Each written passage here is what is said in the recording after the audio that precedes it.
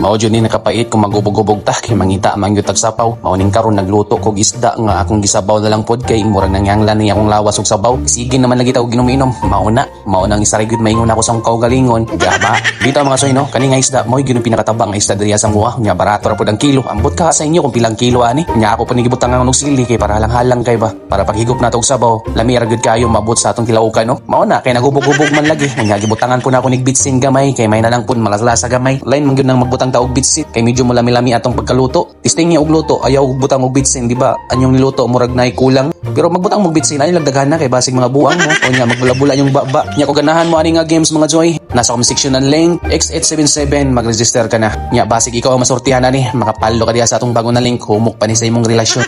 Sa pag-register nga ni Ondra, pilapan ra nimo ni nga form, unya i-copy ra nimo na kanang mga number diha sa ubos, unya imo i-confirm. Ug ayaw kalimot, palihog na ako paki-share ani nga video. Kung ganahan mo, paki-comment ko, ug paki-heart react, ug paki-comment na lang pod kung asa na ni mabot ang video.